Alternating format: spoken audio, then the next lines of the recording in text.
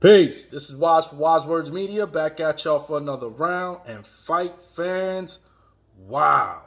We saw a performance for the ages. I felt so inspired that I had to put on the shirt of one of the greatest of all time, Muhammad Ali.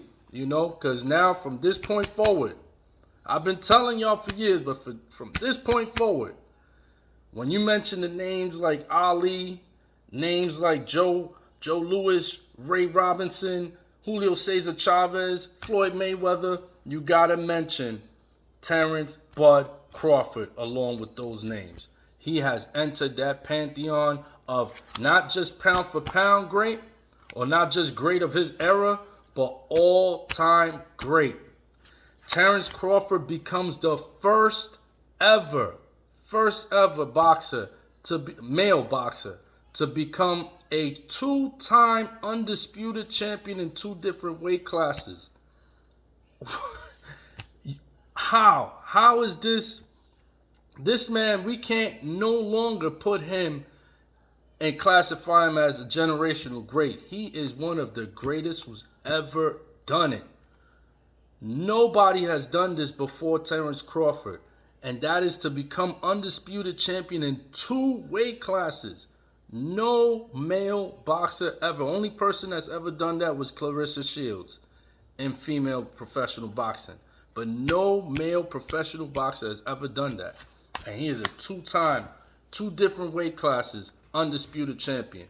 Once in junior welterweight at 140, and now he has unified all the belts at 147 at welterweight. So last night, before the fight went down, I made my pre-fight video and I said the keys to the victory for me were going to be for Errol Spence to establish a jab going to the body and to the head. Errol Spence kept headhunting. And I said one of the keys to the victory for me for Terence Crawford would be for Terence Crawford to switch hit, because he's the best switch hitter to go from conventional to southpaw. He's the best to do it since like Marvin Hagler. So I thought that would be his key, switching from conventional to from conventional to southpaw, so that this way he'll switch up the looks for Errol Spence. He'll make Errol Spence have to continue to try to chase him as far as like his foot positioning, if they're going lefty righty, or as far as where the punches are coming from, what angle, because now it's different punches, different angles every time you switch stance. But this performance of Terence Crawford is so special, because one of the things that I haven't heard anybody really talk about that to me is just glaring is the fact that prior to this fight, Terence Crawford announced that he was going to fight southpaw. And I said, that can't be the case, right? Nobody reveals their game plan to the opponent the day before a fight. Nobody does that. So I said, nah, he's the best switch hitter in the game. He's going to be switching his looks from lefty to righty. But no, that man was so great, so inspired, and had such a determined idea to be the greatest of our era and one of the greatest of all time, that he knew nothing was going to stop him. He can reveal the game plan. He told the world he was going to go southpaw the whole fight. And what did he do? He went southpaw the entire fight and absolutely obliterated Errol Spence. Now, Errol Spence, right? I felt he should have been, switching the levels of the looks. And if you go back to my pre-fight video, I mentioned one of the things that Spence cannot do is think because he was the bigger fighter that he can try to overwhelm and outpower Terence Crawford. I said it in my pre-fight video. Do not do that. Establish your range, and he didn't do it. What he did was the exact opposite of what I said he shouldn't do. He went in and try to impose his force and his strength and his size on Crawford. And the reason why I said he shouldn't do that is because Crawford is one of the most genius level, high IQ fighters we've ever seen. He's like on a Floyd Mayweather level when it comes to IQ and adjustments. And I knew it'll be but a matter of time that his aggression will come back and backfire. And it sure did, man. Credit to Bomac and the whole Terence Crawford training team, because his corner was telling him what to do. And if you saw like the Showtime trainer tracks afterwards, after the fight, where they just, they let you hear what the trainers were saying during the fight, excellent production job by Showtime, because they were showing where Bomac would tell him he's leaving the jab out there, come over his jab with the hook. And then next thing you know, you see Terence Crawford in the ring executing that, shooting his hook over his jab. There was a few other occasions where Bomac is telling him what to do, and you see Terence Crawford execute just that. And when you have a synergy like that between fighter and trainer and elite level fighter, that's when you're looking at all-time great territory. Like we looking at like the Mayweather brothers and Floyd Mayweather type of stuff here.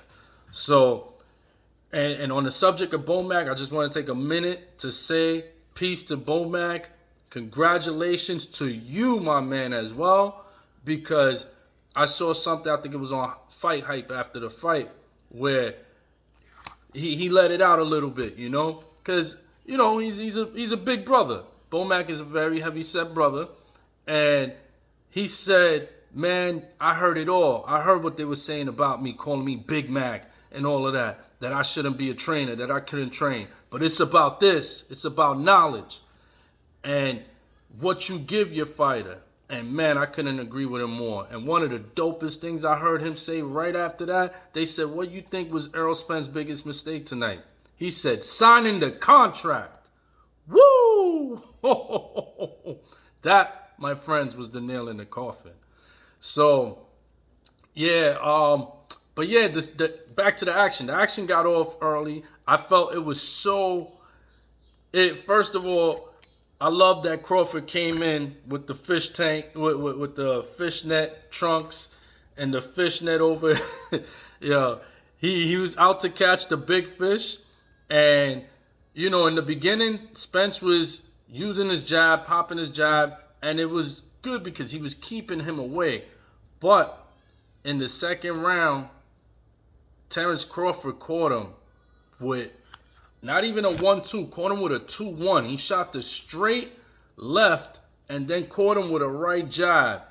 And it was a flash knockdown, but what it did do was make Errol Spence say, uh-oh, I didn't see that coming, and he let that one slip in. And when he got up, he was still a little startled, but that one served more as a warning to him of things to come.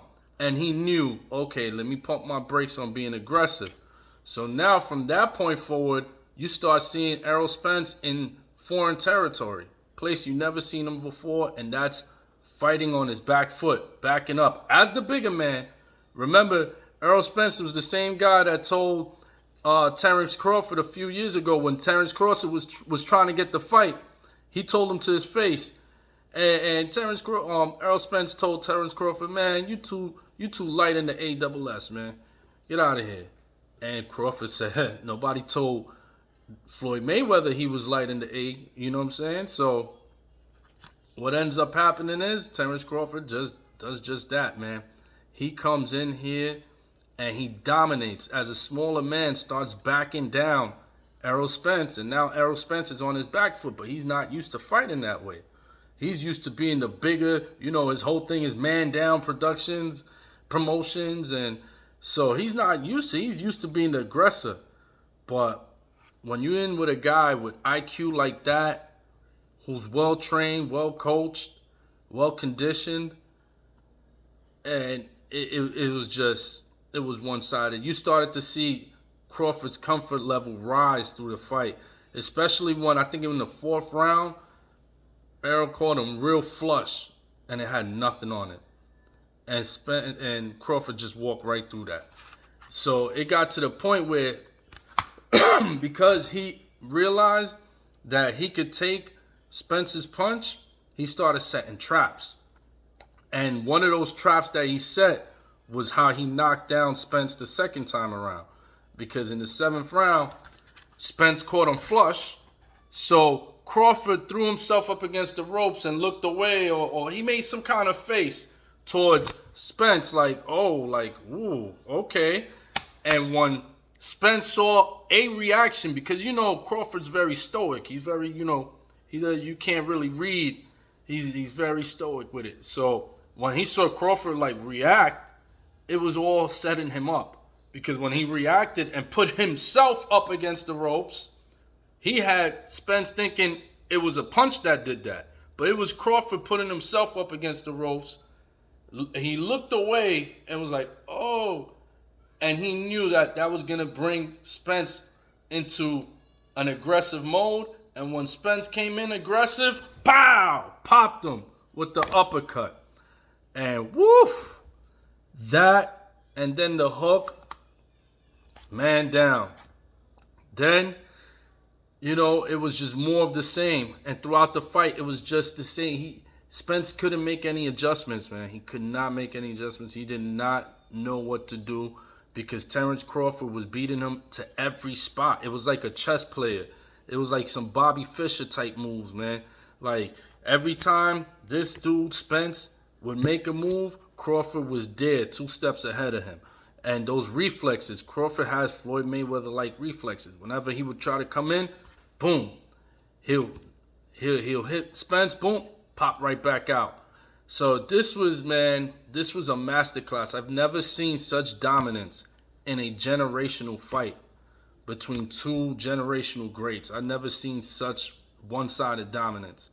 And yeah, this was special. A special performance that puts Terence Crawford in the pantheon of all-time greats. Now, Sugar Ray Robinson, Muhammad Ali, Floyd Mayweather, yep, throw Terence Bud Crawford in there, man. Nebraska, y'all got one, man.